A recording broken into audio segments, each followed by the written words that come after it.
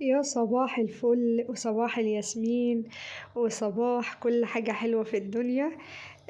معاكم نورة من قناة يوميات وأكلات نورة. إن شاء الله النهاردة هعمل معاكم الكحك الخشن اللي هو ممكن يقعد من السنة للسنة من غير ما يعمل ريحة، من غير ما يعمل أي حاجة. شايفين شكله تحفة جدا اهوت، ومفتح كده وجميل، وبنخزنه كده ونفطر بيه بقى مع كوباية شاي بلبن. يا سلام يا سلام، كوباية شاي بلبن كده تبقى تحفة جدا، أو كوباية شاي كده الصبح مع الفطار بعد العيد بيكفيكي كتير جدا ومن غير ما يحصل له أي حاجة.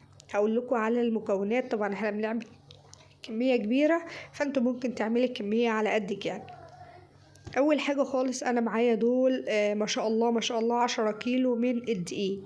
ال10 كيلو من الدقيق بنحط عليهم 3 كيلو من السمنة ونص ازازة زيت. تمام، زيت يكون زيت نظيف كده، عباد او زيت ذرة. وبنحط قبل حاجة بنجيب الدقيق وننخله ونحط عليه ربع كيلو من السمسم، وكمان وبنحط عليه حوالي ربع كيلو من السكر. يعني بنحط ربع كيلو سكر وربع كيلو من السمسم.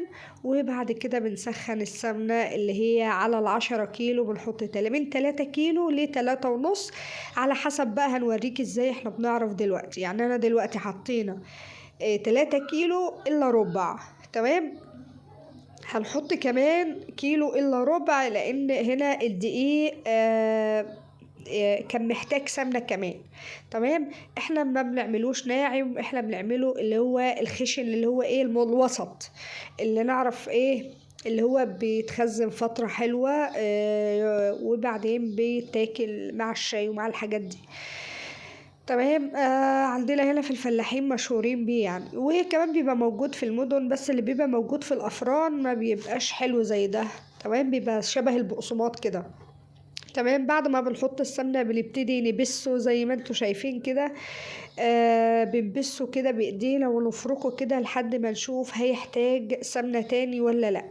بس هو انا ان شاء الله هكتب لكم مقادير ال5 كيلو. وانتي لو عايزة تقللي بعد كده بقسمي الكمية. هسيب لكم مقادير ال5 كيلو ان شاء الله في صندوق الوصف.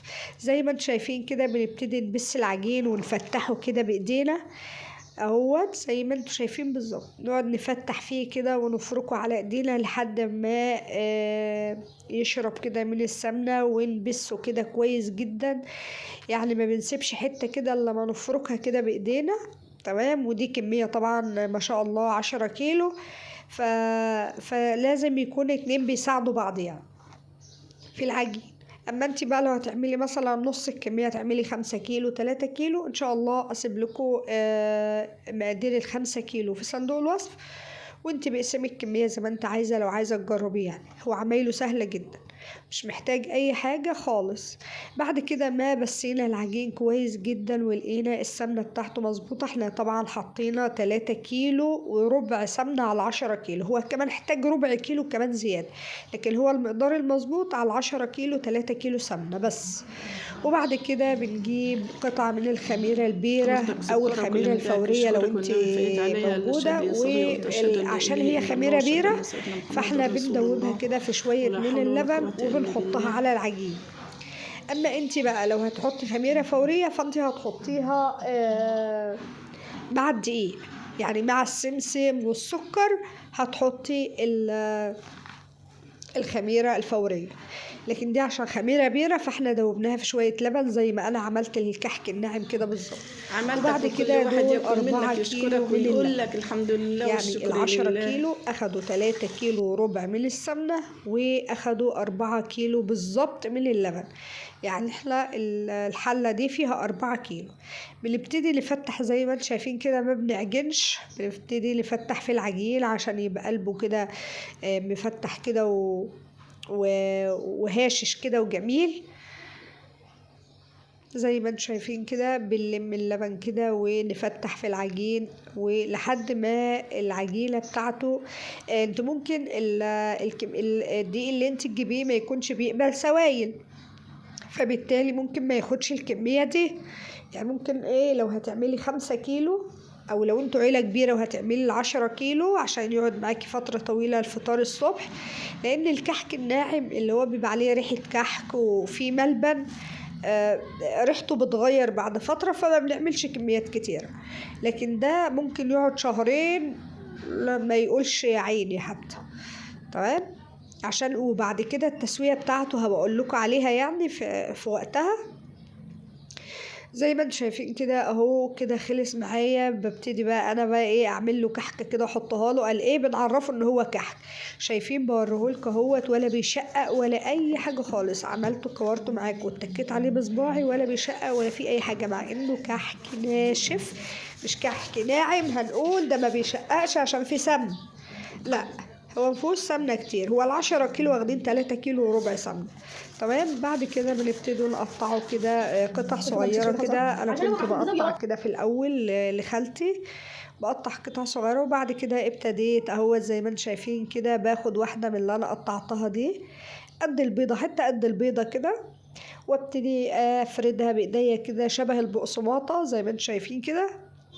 بخليها كلها بسوا بعضها، مفيش حتة عالية وحتة واطية. وبعدين بلفها كده واقفلها على بعضها واتك على القفل كويس جدا عشان ما يفكش لما تخمر كده وتقعد على الصاج شوية. ما اهو شايفين بضغط عليه كويس عشان لما تقعد على الصاج ويبتدي يرفع كده ما يعملش.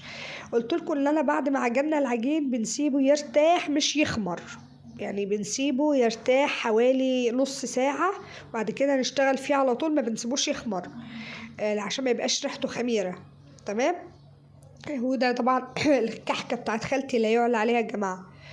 كحكة خالتي لا يعلى عليها خالص. بصوا الكحكة بتاعتها جميلة جدا اهي. شايفين بتعملها كده يعني لا منافس زي ما بيقولوا يعني.